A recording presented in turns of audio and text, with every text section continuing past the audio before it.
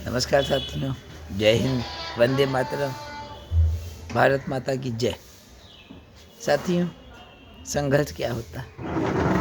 बहुत कम लोग जो है संघर्ष को झेल लेते हैं। अक्सर हम सोने का उदाहरण देते हैं, लेकिन क्यों सोने का ही उदाहरण क्यों देते हैं? सोना ही एक ऐसी धातु है जो काटा जाता है, तपाया जाता है और गलाया जाता है। चलिए आ जाते हैं फिर से अपनी कहानी को लेकर। महाभारत का पात्र है एक जो सबसे बड़ा योद्धा हुआ और छल से मारा गया। कहानी है एक पिता की। उसके पास इतना पैसा नहीं था कि अपने बच्चे को दूध पिला सके। सोचिए, अगर आपके पास भी अपने बच्चे को दूध पिलाने के लिए पैसे ना हो तो उससे बुरी हालत क्या होगी। खैर, एक बार इनका दोस्त राजा हो गया। सोचा राजा हो गया है तो कुछ ना कुछ मुझे दे देगा। लेकिन जैसे आज के समय में भी आपका कोई दोस्त बहुत पैसा वाला हो जाए तो बहुत कम दोस्त मिलेंगे जो मदद करेंगे। तो उसका दोस्त राजा हो गया तो उसने वहाँ से अपमानित करके भगा दिया। पहले ही इतने गरीब थे, जिस उम्मीद से गए थे दोस्त के पास, उसने भी अपमानित करके भगा दिया। इसके बाद उनको मालूम हुआ कि परशुराम जी कुछ बांट रहे हैं, ये लोग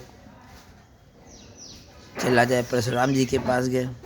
परशुराम जी कहे, मैं तो सब बांट चुका हूँ, ज्ञान लेना चाहो तो ले लो। तो उसने धनुष, तीर और आदि चलाने की शिक्षा ले ली परशुराम जी से। दोस्तों, मैं बात कर रहा हूँ द्रोणाचार्य की। और इस महान योद्धा को भी शायद मालूम होगा कि लास्ट में मारा गया तो छल से। इसको मार पाना संभव नहीं था। इसमें भगवान कृष्ण की भी साजिश थी कि कहा भीम से कि एक अश्वत्थामा नाम के हाथी को मार दो, क्योंकि मैं द्रोणाचार्य के बेटे का नाम भी अश्वत्थामा था और एक हाथी का नाम भी अश्वत्थामा था। तो ये अपने बेटे अश्वत्थामा से बहुत प्यार करते थे। तो भीम, श्री कृष्ण ने भीम से कहा हाथी को मार दो, और युधिष्ठिर से कहा अगर तुम बहुत सत्यवादी हो, जैसे सुप्रीम कोर्ट में लोग एफिडेविट देते हैं, यही तुम्हारी वैल्यू है, अगर इसी तरीके से श्री कृष्ण तुमसे द्रोणाचार्य तुमसे पूछे क्या वास्तव में मारा गया है तो तुम कह देना हाँ। तो अंत में वही हुआ कि भीम ने अश्वत्थामा नाम के हाथी को मार दिया। और द्रोणाचार्य के पास ये खबर गई चिल्लाते हुए कि अश्वत्थामा मारा गया, अश्वत्थामा मारा गया। द्रोणाचार्य ने समझा मेरा पुत्र मारा गया है। उन्होंने अपने अस्त्र रख दिए, विलाप करने लगे, क्योंकि उन्होंने पुत्र को भी, अश्वत्थामा को, महान योद्धा बनाया था, जो भी एक इतिहास रचेगा और इतना महान था भी। जब उन्होंने युधिष्ठिर से पूछा तो युधिष्ठिर ने कहा अश्वत्थामा मारा गया।